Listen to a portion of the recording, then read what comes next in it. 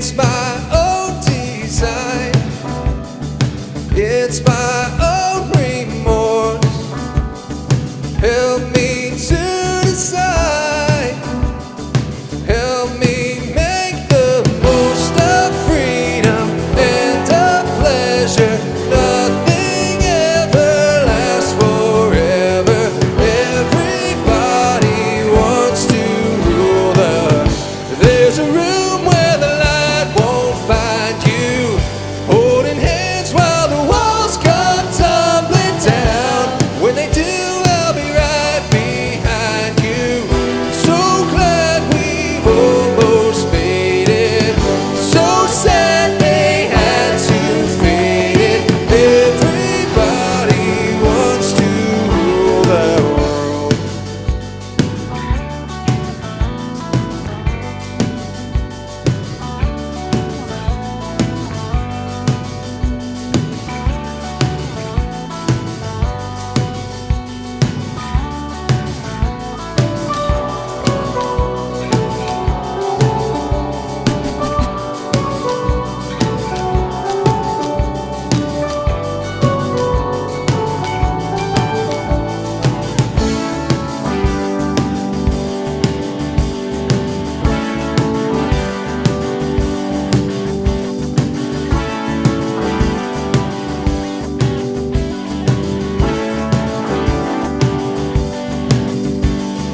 I can't stand this indecision, married with the lack of vision.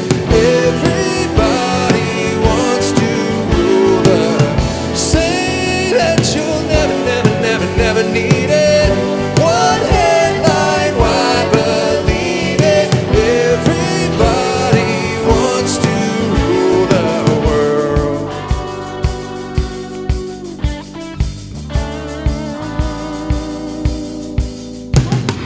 All for freedom and for pleasure. Nothing ever lasts forever. Everybody wants to rule the world.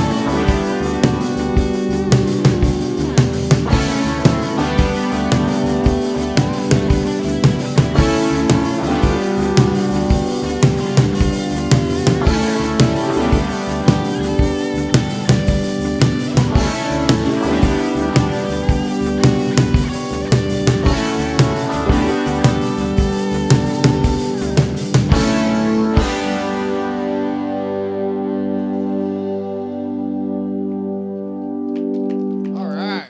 That song kind of hits, doesn't it? Everybody wants to rule the world. And I think as humans, we kind of do enjoy ruling our own world. We like to win. As humans, we like to be right about things. We want to control situations, and we love it when things go our way. We want to rule our own world. But the problem with that is when everybody is trying to do that collectively, it can get pretty complicated. So to understand that a little better, we're going to continue with our series, The Games We Play. Because the real problem is when you're in a relationship and you're playing it to win, that could ultimately cost you that relationship. The prize of trying to win at a relationship could be that relationship. And if you can relate to that, if that feels close to home, then you're probably in the right place right now. So, good morning. My name is Brennan. Thank you so much for being with us today on this Sunday. We're honored to have you here. At Current, our mission is pretty simple. We want to encourage, equip, and lead people to follow Jesus no matter where you're at on your faith journey. Because we truly believe that when you follow Jesus, you're going to be better at life, and your life is better. If you're new here, I'm going to put a QR code up on the screen here. Feel free to scan that, or you can go to new.mycurrent.church. Just give us a little bit of info about you, and we're going to actually send you a small gift card just for being here today. So, after service, we're going to do something that's called Next. It's going to give you a chance to meet with our lead pastor, Ben. It'll be right down here on the landing to maybe see what your next steps at Current might look like, maybe give you a little more information. There's no pressure, no commitment. It's just a conversation. You're not signing up for anything. It's just to get a little more info and maybe see what your next steps might look like. We got a great service ahead of us. We're going to sing a couple more songs. Altogether, we're going to be here about 65 minutes, and then Ben's going to start off with part 3 of the games we play. Let's keep it going.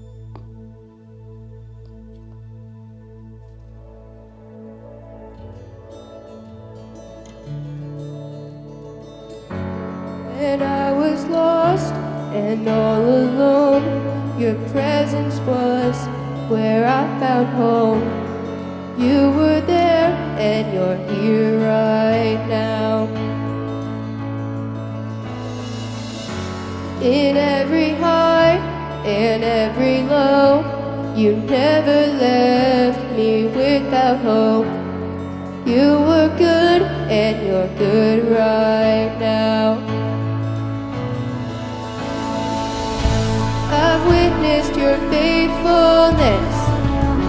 I've seen you breathe life within. So I'll pour out my praise again. You're worthy, God, you're worthy of all of it. Your promises never fail. I've got stories I'll live to tell. So I'll pour out my praise again. You're worthy, God, you're worthy of all of it.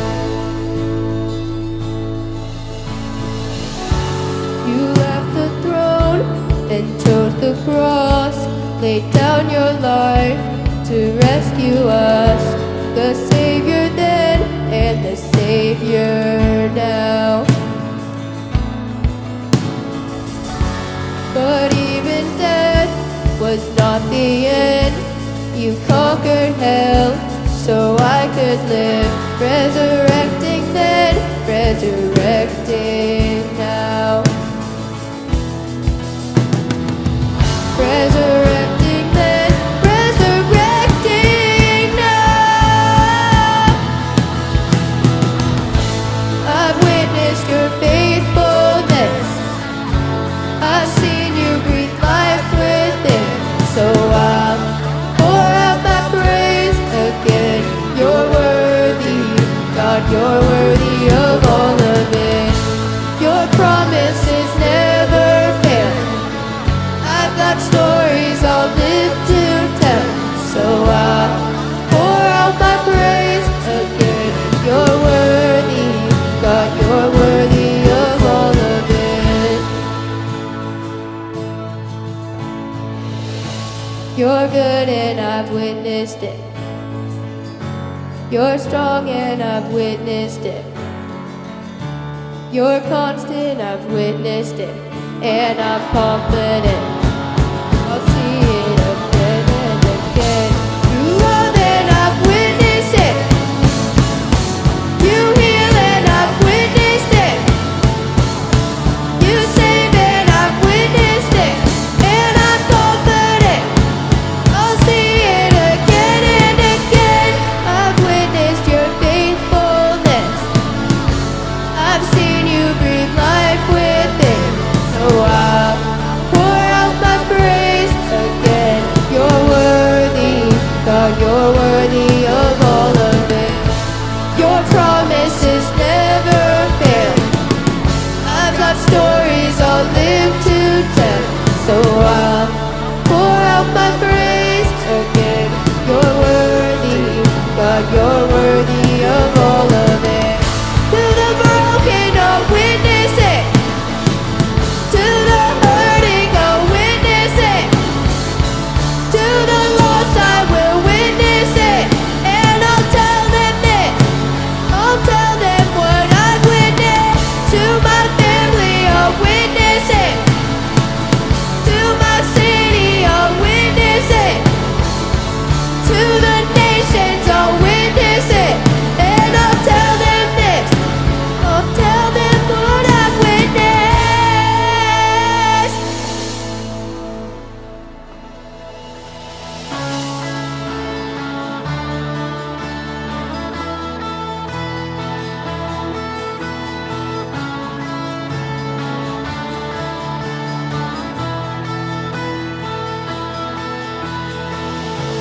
Speak to me when silence steals my voice. You understand me. You understand me. Come to me in the valley of unknowns. You understand me. You understand me. You understand me, God. You understand me. So I threw all my cares before you. My doubts and fears don't scare you. You're bigger than I thought you were. You're bigger than I thought. So I stop all negotiations with the God of all creation. You're bigger than I thought you were. You're bigger than I thought you were.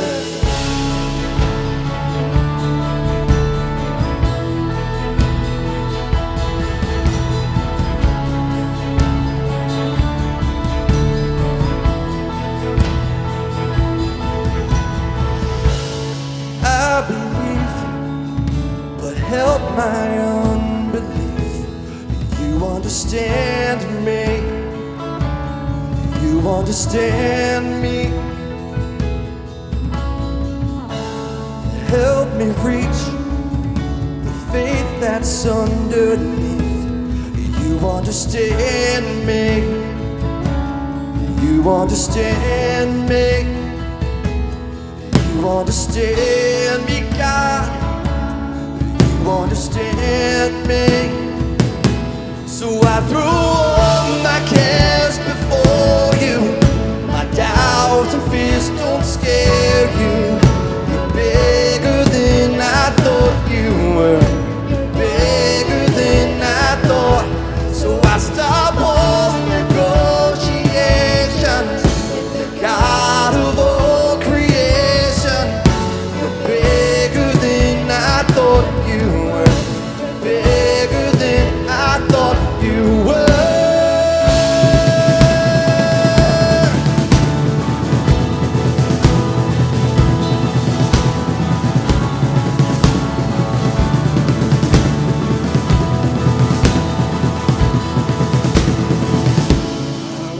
Rest in the Father's hands. Leave the rest in the Father's hands. I will rest in the Father's hands. Leave the rest in the Father's hands. I will rest. I will rest in the Father's hands. Leave the rest in the Father's hands. I will rest, I will rest, I will rest in the Father's hands. Leave the rest in the Father's hands. So I threw all my cares before you. My doubts and fears don't scare you. You're bigger than I thought you were. You're bigger than I thought. So I stop all negotiations with the God of all creation. You're bigger than I thought you were. You're bigger than I thought you were. You're bigger than I thought you were.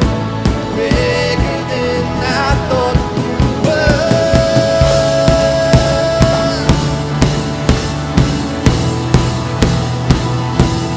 Bigger than I thought. Bigger than I thought you were.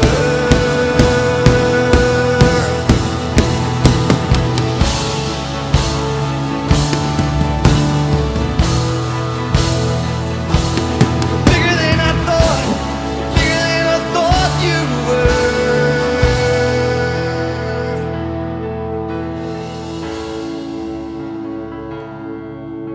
Hey guys, super quick before we jump into part 3 of the games we play, I want to talk about something that is very important here at Current, and that's generosity. In the Bible, Proverbs 11:25 says that a generous person will prosper, whoever refreshes others will be refreshed. And it's kind of funny because it kind of flips the script on generosity. It's not about funding something, it's about becoming something through giving. It can really shape who you are as a Jesus follower. Last Sunday was what we call a fourth Sunday around here. And if it was your first time, it might have been your first time giving to a church. And that can be daunting. It's not nothing. 100% of what we take in on fourth Sundays goes out to our community, to St. Joe, to the schools. And it's important because generosity like that, regular generosity, allows us to be for people every week. It allows Current to be for the kids in Wambaland and Upstreet. It allows us to be for the younger students who are navigating life and trying to figure out who they are. It allows us to be for marriages, for friendships and families. And really for that person that maybe hasn't walked through the door yet, but could really, really use a place like this. So if you call Current your home, I invite you to make generosity a plan, not just a moment. We're gonna put a QR code on the screen. You can also go to give.mycurrent.church and set up a plan for your generosity. If you're new here today, I wanna make it crystal clear that we do not expect anything from you. There are people in the crowd that give regularly just so that we can give something to you. We don't want anything from you, we want something for you. So I'll give you guys a second, and then if you want to turn your eyes to the screen, we're going to do part 3 of the games we play. Thanks. Hey everybody, Andrew here with Games We Play, where we have real people compete against real pros. Today is gymnastics, but we're still waiting on our gymnast. I don't know when he was supposed to be here. I guess we'll just wait. These gymnasts are so flippant. All right, I'm here with David Long, regional Southeast champion for gymnastics and also national champion for floor. Do you think you're gonna be able to beat our pedestrians out here this afternoon? I think so. What's your favorite movie? Can we wrap this up? I've not seen that. Is that Steve Martin? We got some competitors. What is y'all's gymnastics experience level? Toddler level? I have no experience. Ours just kind of like under the rug. We might discover some prodigies, is what it sounds like.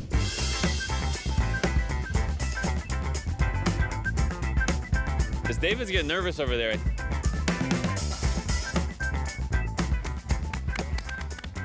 Well, we have a very expensive award for you. Thank you so much. You think you can beat our champion David in a little bit of gymnastics? Yes, I think I can. Well, we have some very serious professional judges here. We are gonna do aerial, cartwheel, and handstand.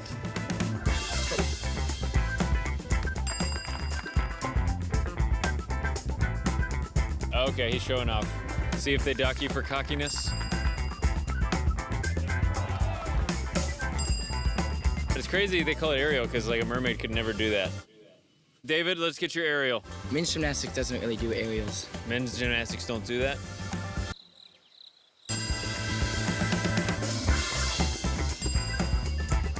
That's why they don't call you Ninesley, right? Hensley. Sometimes people don't get my jokes and then get sad. That was very good, very professional. Thanks for being here. Yes, sir. And we have a new pro for next year, if you're available and within our budget. This is gonna be about a 45-minute interview. Is that cool? Oh, yeah. So we are continuing our series, Games We Play today, that we've been in for the last few weeks. And notice we did not play any games to start our service this week. For those of you that were here last week, you know why. No, that's not really why. We already had the plan to start our service the way we did this week. And we have plans to start with a game next week. So we'll just bring helmets next Sunday for that. But hey, here's the deal. Whatever games that we tend to play, and I think this is maybe potentially what happened last Sunday. If you were here, we had a little bit of a mishap, and there was blood involved. And so anyway, whatever games we tend to play, we all tend to want to win those games, and so we tend to try and win at whatever cost, right? We tend to be fairly competitive people. I've told you the last couple Sundays that I'm a pretty competitive person. I like to win. I like to win at all costs. If I was up against David last week in the speed skating race, I probably would have shoved his face into the back of a chair too, because I want to win too. And you might go, but Ben, you're a pastor. Is that like how's that factor into you're supposed to put other people first and all that?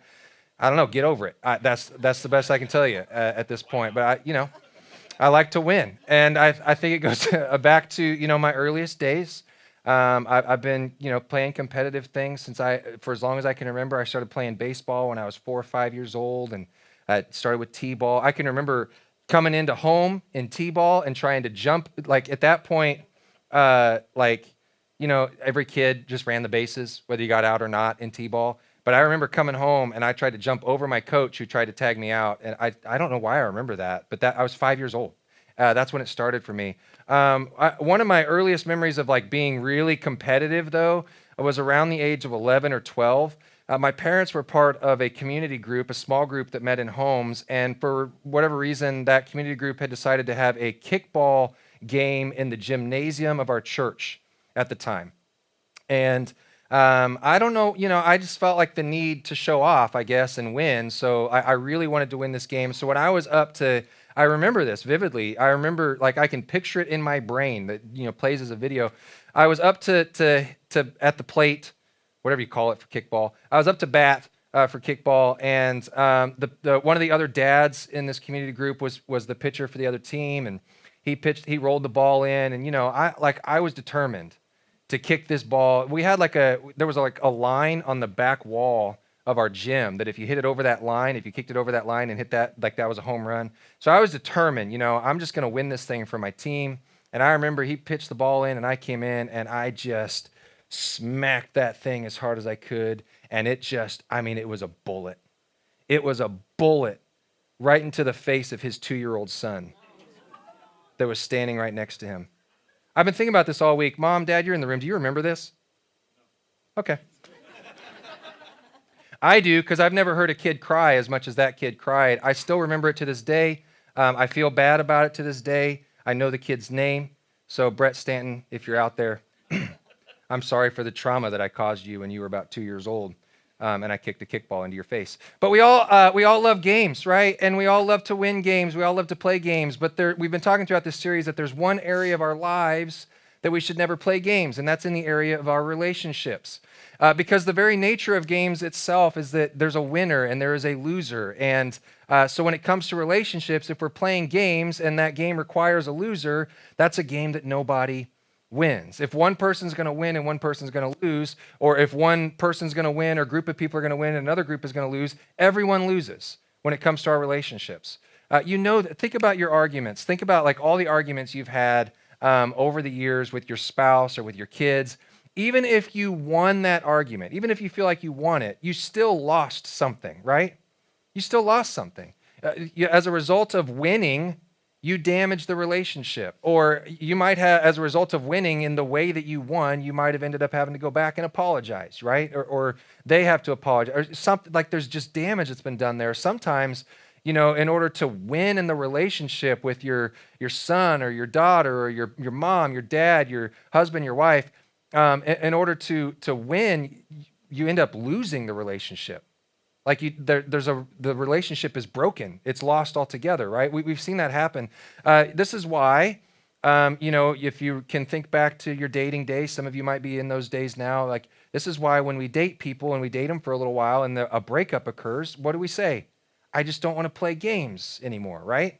I don't want to play games anymore. That's what we say in our relationships when they're not going well. Because relationships, here's the reality, relationships cannot thrive when we're playing games inside of them. They just can't.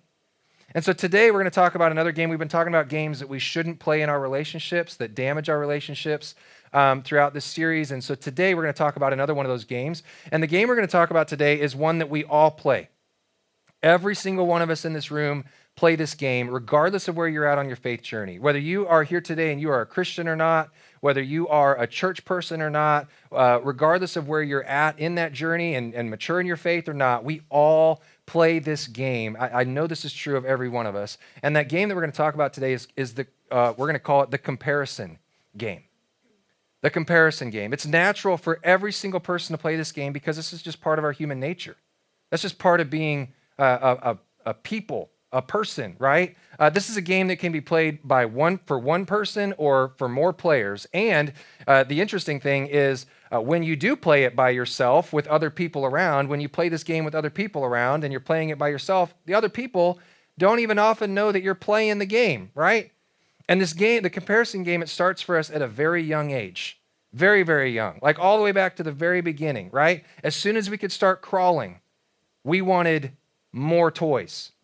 As soon as we could start crawling, we wanted better toys. We wanted the toy that kid had, right? And then we grew up, we went onto the playground in elementary, right? And it became who could kick the ball the hardest into other people's faces, right?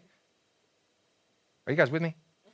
Okay, just making sure. It became about what kid could throw the ball the furthest, run the fastest, be the best. You know, it continued on to that. And then it really picks up in middle school. You guys know the middle school comparison days, right? That's when we start actually noticing the clothes that other people are wearing and who has the cool clothes and the cool shoes. And that's why when I was in middle school, I desperately needed Jinko jeans. Desperately. Not that I'm not just talking wide leg jeans that, you know, the cool kids wore. I needed Jinko brand jeans, Mom. Just felt like I needed to throw that out there. I'm still bitter about this to this day. But, you know, like that was the thing for me when I was in middle school. When I was in middle school, I started paying attention. You probably started paying attention to what other people's hair looked like a little bit more, right? When I was I started to discover at a young age, I still to this day, I have a cowlick right here. Okay? Thank you. All right. My sister. Right? Who said that? Yeah, okay, good. That's what I thought. Cowlick right here. I've been dealing with this my entire life. You may think that I part my hair this way because it's natural. No, it's to make up for this cowlick that's right here. I've been doing it my entire life. In fact, I discovered several years ago that for a right-handed person, it's more common for me to part my hair this way. Yeah, but I don't because I got a cowlick right here. I got another one back here that always sticks up on Sunday mornings, and I go home and I watch the live feed after Sunday morning, and I think to myself, why didn't anybody say anything about the fact that I got hair sticking up back here? I got a rooster cowlick going on right here. Nobody said, oh, speaking of, by the way, while we're at it, yeah, shameless plug. I look like this right now because I'm playing Rooster and Annie. So if you like good community theater, come watch Everybody But Me and Annie next weekend. No, but for real, that's what's going on right now. So if you do like good community theater, Annie is next weekend. It's going to be a good time. I'm telling you, our Warbucks and our Annie and our Grace are so stinking talented. And our Hannigan and our Lily are hilarious. You won't regret it. David's decent. And Bert Healy is incredible. No, for real though, David is awesome too. And anyway, check it out. RRT, Annie, at the Missouri Theater next weekend. That's where I'm heading after this. Anyway, here's the thing. Cowlick fixed it. That's how I try to fix it anyway. Also in middle school, and then as I got into high school, as I was noticing the cool kids' hair, I realized I needed to do something. And so I got highlights. And I had highlights like almost all through high school, and they were awesome. At least that's what I thought at the time. But the comparison game, you know, it continues on into high school and on up, and most of the insecurity that you and I deal with today, it comes from us playing this game all the way back in middle school. That's where it started, or really ramped up for most of us. And most of us, once we got out of high school and moved into adulthood, it didn't stop. It just got worse. The stakes got higher. Then we started comparing our families to other people's families. We started comparing our marriages to other people's marriages. We started comparing our lives to the lives that we see other people posting on social media and the vacations that they go on and all that stuff. Did you know, statistically, this is going to feel like a low number, but really it's kind of crazy when you think of like how significant this is. Statistically, about 10% of your thoughts are comparison related. About 10% of the thoughts that you think are you relating yourself to somebody else. 10%. Comparing your GPA at school to somebody else's GPA. It's like comparing your anniversary. Like, oh, we're celebrating our 10-year anniversary. That's awesome. But they're celebrating their 30th. Man, that's way cooler, right? We make this much money, but they make that much money. Like, I can't believe, it's comparison like that. It's seeing other people go on these awesome vacations and thinking, man, I wish I could go on vacations that looked and felt like that. And so that's the comparison game. And when it comes to this game, there are we'll call them two game modes that we can play in when it comes to comparison game. There is upward comparison mode, and there is downward comparison mode. Those are the two game modes. In upward comparison mode, we look at somebody else and we go, this person is better than I am, or they have more than I do, or they're richer than I am, or they are prettier than I am, or they're smarter than I am, or fill in that blank. That's upward comparison. Downward comparison is the opposite. We look at somebody else in our life and we go, I'm better than you, or I have more than you do, or I'm richer than you are, or I'm smarter than you are, or I'm prettier than you are. Like, that's downward comparison. And the interesting thing about both of these game modes is they both have an unavoidable outcome. The outcome is different for each one, but they both have a different unavoidable outcome. For downward comparison, that outcome that's unavoidable is that you will eventually believe you are superior to other people. You'll look at somebody that has less stuff than you. You'll look at somebody that has an older car than you. You'll look at somebody that you perceive as being less intelligent than you. And whether that's true or not, eventually you will believe that you are better than them. You will eventually believe that you have more value than they do. You begin to believe that you are more important than them. You inflate yourself and you deflate them in your own view. Now, here's the interesting thing about these two game modes. We don't tend to start playing in downward comparison mode. For most of us, we don't start in that mode. We've switched it to upward comparison mode. We tend to start playing in downward comparison mode because we played upward comparison mode first. And the reason we play upward mode first is in order to fight back against that insecurity that we feel inside of us from playing. The reason we play downward is to fight back against the insecurity from playing upward. Does that make sense? So we're going to focus today as a result of that, because we tend to start by playing upward. We're going to focus today on upward comparison mode. And here is the inevitable, unavoidable outcome of playing upward comparison mode. You will eventually grow envious of other people. What is envy? Envy is this idea of I want something that they have. They have something and I want it. They have more money than I do. I want that. They have a better job than I have. I want that. Look at the friends that they have. Man, I wish I had those kinds of friends. I want that. Look at their spouse. They have a better spouse than I do. I wish I had that. They have this talent. Man, if I had the talent that they had, oh my goodness, imagine the things I could do in this world. They have a title at work that I wish I had. They got promoted into it. I wish I had gotten that title. They have opportunities. I wish I had that. We've all felt it. They have something. We want it. And envy, the thing about envy is that it starts very small, but it grows. And eventually it can destroy our relationships. Eventually it's going to destroy your ability to love other people. Eventually it's going to destroy your ability to be joyful in life. It's definitely going to destroy your ability to have peace and have contentment in your life. That's what it does as it grows and destroys our lives. And so to counteract that, we're going to look at a couple things that probably the wisest man that ever lived, King Solomon, we're going to look at two different things that he wrote in two different books that we find in Scripture.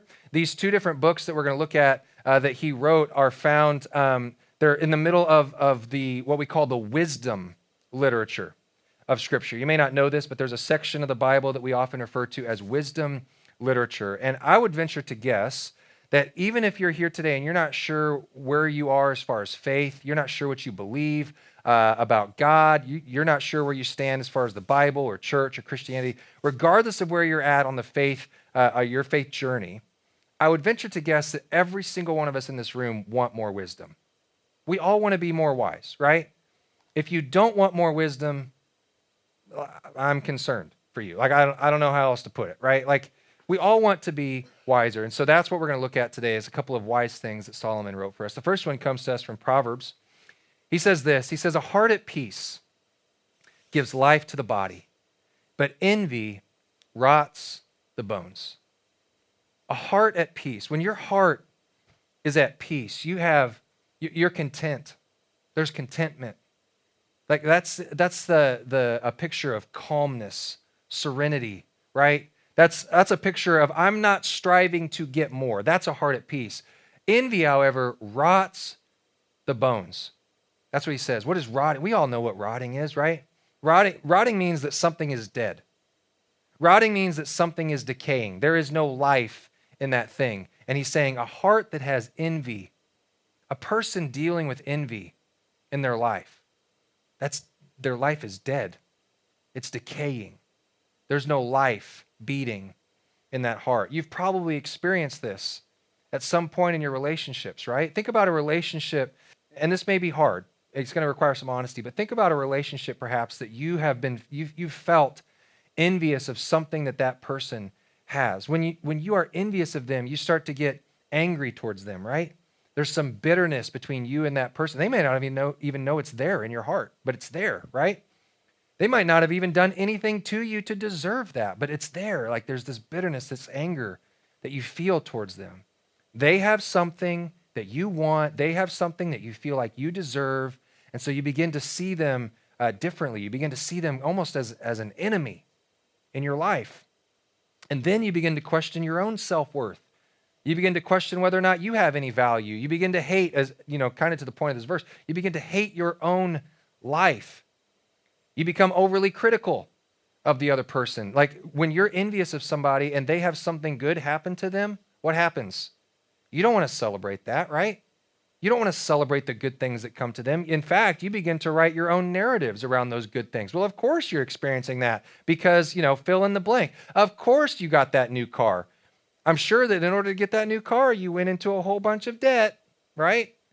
Joke's on you. You write your own narrative. Of course you just bought that new house, or of course you just, renovated your entire home. That's awesome. I could afford to renovate my entire home if I wasn't tithing too, That was a joke. Good. At least some nervous laughter. And you nervous laugh, I get it, but you've thought it. I've thought it, right? We are not, when it comes to the narratives that we think about other people, like when something good comes to other people that we are envious of, the narratives that we write when there is envy in our heart they're not kind. They're not kind. We assume the worst in those situations. You know what else is true of envy? When envy is growing in our hearts, we also become less grateful. We miss out on the good things that we have because of the things that we don't have. We go, well, we tend to just kind of not even see those things anymore. We start to even lack trust in God. We start to lose our faith in God. Why is it that God wouldn't give me whatever, fill in the blank, and he'd give it to them? We begin to lack that trust. God, I worked hard for this. I worked hard. I sacrificed a bunch for this. I walked through a whole lot of valleys in order to get here. You know the things that I walked through. Why am I not experiencing the things that they're experiencing? We begin to lose faith. We begin to lose our trust in God. Again, envy starts small. It starts small. But we have to catch it. That means we have to catch it. We have to deal with it early. So the question is, how do we catch it? How do we deal with it early? How do we stop? And I don't have any idea. So I think we should probably just pray and get out of here. No, I'm kidding. I got a few ideas. And I'll share a few ideas with you today that I think might be helpful. The first one, we're going to look at the second thing that Solomon wrote, the second passage of Solomon today. And at the end of this passage, there's something that he says that I think is going to be so incredibly helpful for you and for me today. I want you to make sure you stick around, as we read through this, stay focused because the end of it is so good. This is what Solomon says. He says, I saw that all toil and all achievement spring from one person's envy of another. He's like, I have realized that all or most of people's drive and desire to achieve things and have more and toil for things is this drive to be somebody. It comes from envy of other people. Throughout Ecclesiastes, Solomon uses this word in the original language that we translate into the word toil in English. It's a fairly common word that we read in things that Solomon wrote. This idea of toil is just simply more than a normal amount of drive. That's what toil is. We all have a little bit of normal drive in our lives to grow and progress and be good people and maturing people. That's fine. But this is the idea of working hard and working hard and working hard but not seeing any progress. This is the idea of working with to the point of frustration or exhaustion with no progress. He's like, most of that work, or all of that work, in his words, all of that work is driven by our envy from others. And he's like, all that work to do that, it's meaningless. This too is meaningless. A chasing after the wind. You can't catch the wind. All that drive to be more, have more, do more, get more, be like that person, it's meaningless. It's pointless. He's saying this will literally be an endless pursuit. You can never get enough in your life to be satisfied. You will never have enough in your life to be satisfied. You will never be enough to be satisfied. You will never achieve enough to be satisfied. We want to be richer. We want to be smarter. We want to be bigger. We want to be prettier. We want to be more muscular. We want to be, fill in the blank. We want all this stuff. And Solomon's like, you can't catch it. You can't catch it. It's meaningless. You're never going to get it.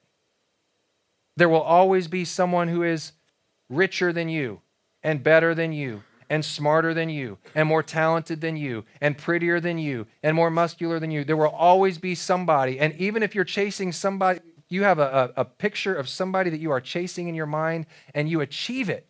You get there. He's like, you don't actually achieve it because it's just, next person is just right around the corner that you're going to be chasing next. He's like, now don't get me wrong. A little bit of work is okay. Fools fold their hands and ruin themselves. This idea of folding hands is, it's the idea of no work, right? Some people don't work at all. Some people have no drive. Some people are lazy in life. Those people are fools, he's saying. We should have some drive. We should have a desire to grow and progress and achieve. That's okay. Hard work is all right. Trying to provide for yourself and your family, that's okay. But when it is rooted in envy, it ruins us. It's okay to be better than yesterday. It's okay to try to be better than last year, but not because of what you see in other people. And then he lands on the thing that this is where we're going to land today. This is probably the most important thing of anything you're going to hear today. He lands on something that I've read this several times as I've read through the Bible. I've read through the wisdom scriptures and all this stuff. I've read it many times. I've never really taken in what he says here. You maybe have done the same. I hope that you really internalize this like I am today. He says better, more fruitful, more fulfilling, improved, more healthy. The healthiest thing for us, the better thing for us is one handful with tranquility, then two handfuls with toil and chasing after the wind. Better relationships, better mental health, better physical health, better life in general is somebody with one handful than somebody trying to chase after two. And can I just tell you, every single one of us in this room have a handful. Every single one of us in this room have a handful of good things in our lives. But if envy is driving us to try and get two, it's going to cost you. I'm going to say it again. And as I say it, I know you're tempted. This is where it becomes so tempting to play the comparison game. I'm going to say it again. Don't play the comparison game as I say this. Every single one of us in this room have a handful. Every one of us. Forget other people's handfuls for just a second. Forget what other people have for just a moment. Think about your handful. There are things that you have. You have a talent that somebody else doesn't have, or you have a family. The family that you have, that's your one handful. You have a spouse or a boyfriend, a girlfriend, a fiance, that in your one handful. You have kids in your one handful that is your handful. You have a roof over your head every night. That's part of your handful. You have clothes on your back. That's part of your handful. You have a job. Even if that job isn't something you love, you have a job. You have a handful. But we are so tempted to compare this handful. But you have one. You've got one. And Solomon's like, it's better to have one handful and be content with that one handful than to chase after two, than to toil and work and drive after two. Because chasing that second handful is going to cost you. And so the question today, the primary question of the day is, what's that second handful going to cost you? You have one. You have a good one. What's the second one going to cost? Some of you are toiling and working and driving to have more, get more, be more, do more, be somebody else. Like you're driving after it, and what's it going to cost you? It's going to cost you exhaustion. It's going to lead you to go into debt that you don't need to be going into. For some of you, you're driving after that second handful, and what you're doing is you're sacrificing time, relationship with your kids. You're giving that up in order to chase this handful. What's it going to cost you? We miss out on the good things that God gave us because we're trying to go for more. Is it going to cost you your mental health? Is it going to cost you, for some of us, man, we drive after that second handful, it costs us our faith. I'm so interested in going after, whatever your fill in the blank is, that faith takes a back seat to whatever that is, for that second handful. For some of you, are we losing battery, or what's going on? I'll just keep going. We'll deal with it. If you can't hear me online, sorry. Some of you, it might drive you to hate. It might drive you to anger. It might drive you to judging other people. As Solomon says, your life will rot. So again, what's that second handful going to cost you? What is that going after that second handful already cost you? What is that second handful costing you right now? I can promise you, whatever it is, it's not worth it. It's not worth it. It's okay. Listen, it's okay to want to grow. It's okay to want to be better. It's okay to want to progress and mature. All of that is great. But what is motivating it? If it's envy, that's a problem. So the question is, how do we be one handful kind of people? In order to do that, it's going to have to start with some honesty. You're going to have to be honest with the person in the mirror. It's going to require you to be honest with yourself and go, man, the things that I'm chasing in this world are leading me to exhaustion. They're leading me to depression. They're causing me to have unhealthy relationships. Whatever it is, you're going to have to be honest. And so I'm going to ask a few questions, and I want you to think about this. I want you to be honest with yourself as I ask them. First question is this: who are you trying to keep up with? Who is it that you're trying to keep up with? Is there a friend that you're trying to be like? Is it a coworker who got that promotion that you wish you had and you're trying to keep up with them? Is it a sibling, a brother, sister? You're trying to be, like them, successful, more wealthy, whatever, fill in the blank. Are you trying to keep up with a complete stranger on social media or in movies and television? Who is it? And the second question is, what is it that's motivating your second handful? What's motivating your second handful? Is it envy? Is it comparison? Is it what other people have? And who or what is envy causing you to overlook? You might be overlooking a steady, faithful spouse at home because you see somebody's flashy anniversary post about how amazing their spouse is and how incredible they are, and you're overlooking the spouse that has been there with you through life. You might be overlooking, you might be missing out or not paying attention to your kids that are kind and thoughtful and decent, good human beings Because you see these kids over here that are achieving more and winning trophies and scholarships and have better GPAs or, whatever, fill in the blank. Meanwhile, you're overlooking your kids that are good kids. You might be overlooking, you might be at home on a peaceful Tuesday night and overlooking the fact that this is a good thing, that we're just at home as a family because you see somebody's vacation reel on a beach somewhere. You might be overlooking you have a job that is stable and it's providing for you. And yeah, it's not the greatest job to get up for on Monday morning. That's the case sometimes. But you're overlooking that good, stable job because somebody else got a promotion or somebody else is doing something that, man, I wish I was doing that. So I'm going to give you just 3 quick suggestions to be a one-handful kind of person. I'm going to give you 3 quick suggestions to be a one-handful kind of person. First of all, run your race. What is your race? Run your race. Don't worry about the race that other people are running. I know that's not easy. I know it's natural. It's human nature for us to look around at other people, but don't worry about them. Run your race. Last weekend, I was watching the Olympics last Saturday morning, and this stood out to me. I was watching the women's 4x6K biathlon.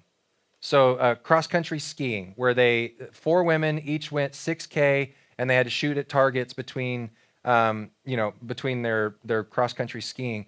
And there was one team that was in the lead by over a minute. They had more than a 1-minute lead over second place. And this stood out to me. One of the commentators, he made the comment, he said, I don't know if you guys have noticed this, but she has not looked back one time. She has not looked back a single time to look how far back the second place team is. She is running her race. Those were his words. She's running her race. She's focused on herself. We have to do the same. Where is it that God has placed you?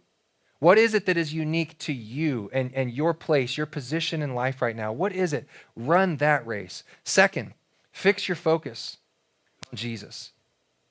Fix your focus on Jesus. We're going to sing about this in just a minute.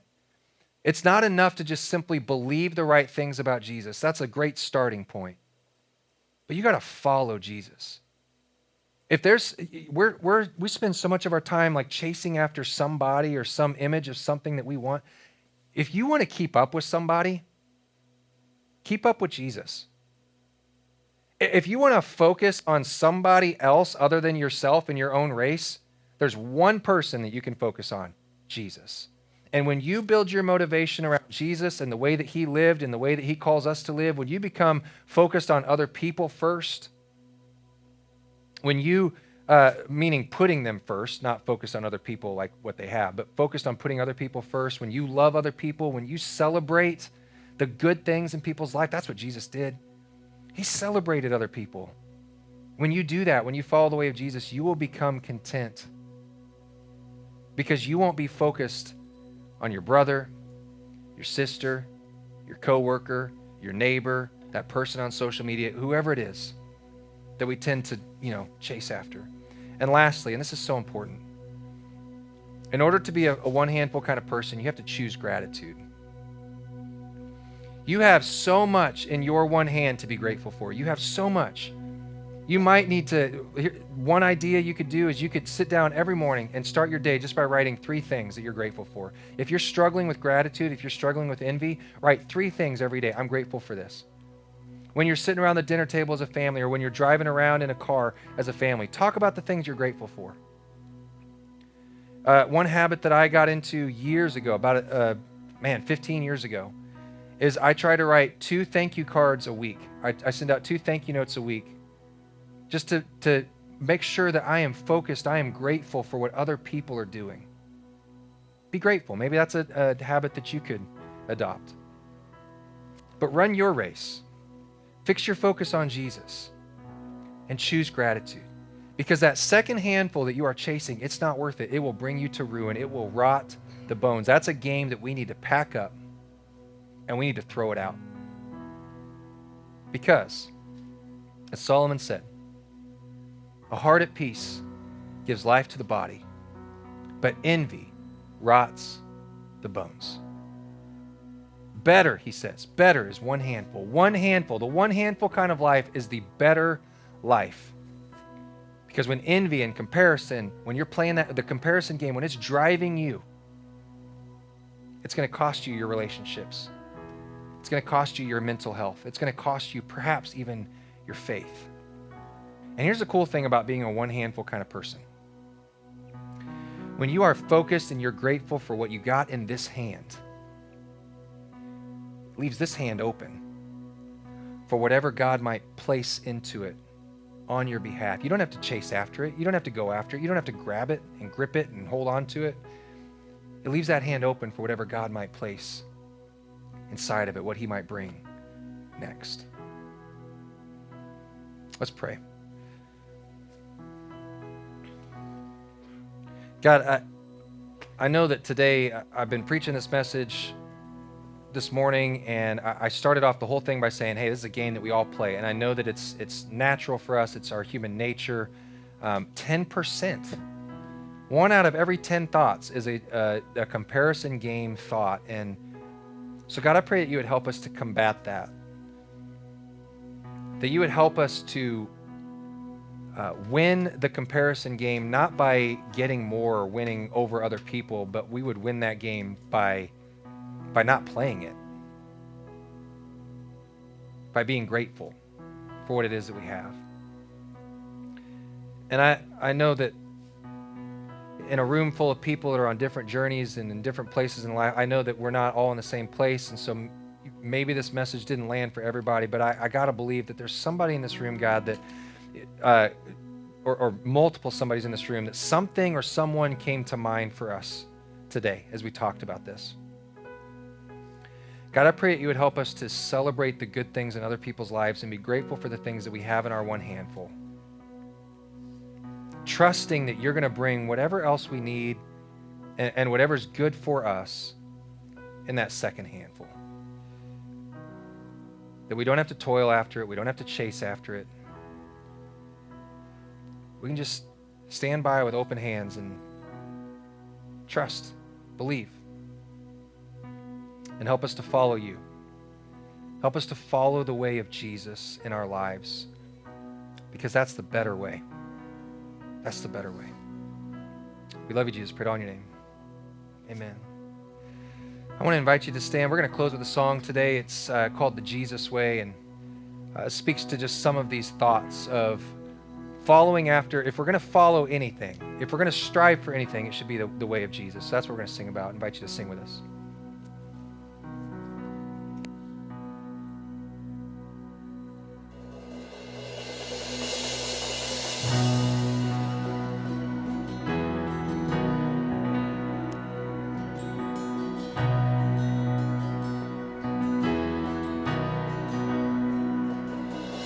You curse me, I will bless you. If you hurt me, I will forgive. If you hate me, then I will love you. I choose the Jesus way.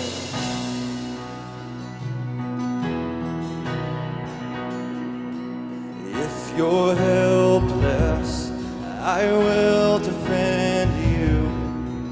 If you're burdened, I'll share the weight.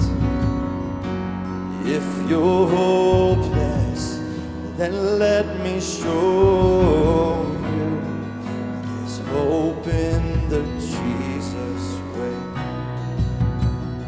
I follow Jesus, I follow Jesus. He won my sin, now gladly wear his name. He is the treasure, he is the answer. Oh, I choose the Jesus way.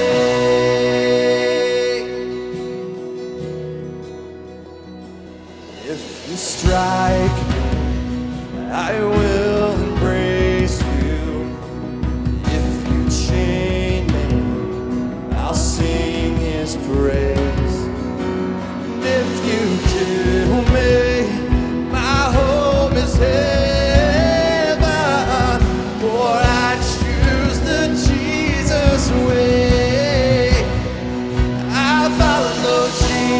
I follow Jesus. He won't my sin now. Gladly wear his name. He is the treasure. He is the answer.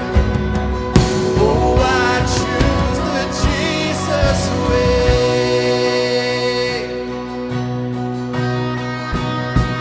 I choose surrender. I choose to love. Oh God, my Savior, you'll always be enough. I choose forgiveness. I choose grace.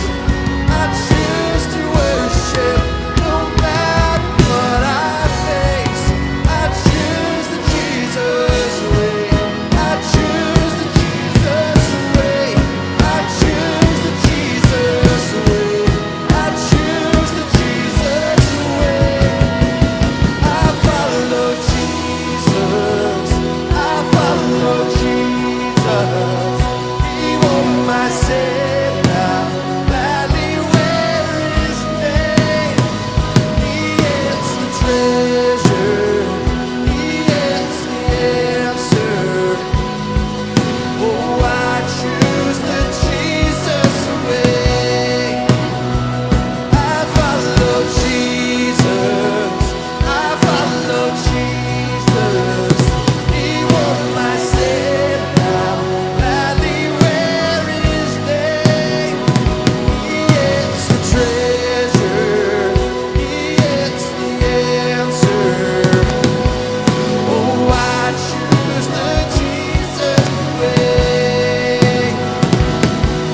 Oh, I choose the Jesus way.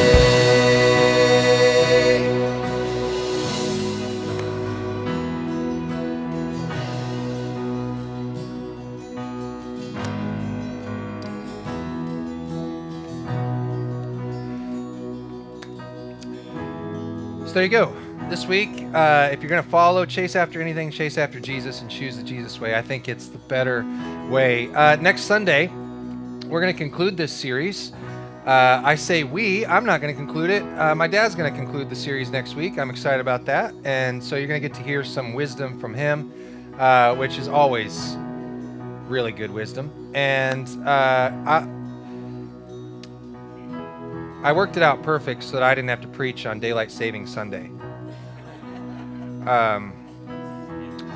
No, I'm just kidding. I've made jokes about, like, I wish they would stop putting the RRT show on Daylight Saving Sunday every year, because that just makes for a long day. But you're going to get to hear the conclusion of this series next week from him. As Brennan mentioned earlier in our service, I would love to meet you. If we haven't had a chance to meet, I'd love to meet you. Or if you're newer to Current and you have questions about who we are or where you might get plugged in or what the next step for you might look like, I would love to have that conversation as well. We do this typically the first Sunday of the month. We do what we call Next, and I'll just be right here on the landing. Love to have a conversation with anybody that might be interested in having that conversation. And that's it. You guys have a fantastic week. We'll see you back here next Sunday. Don't forget, spring forward, and we'll see you then.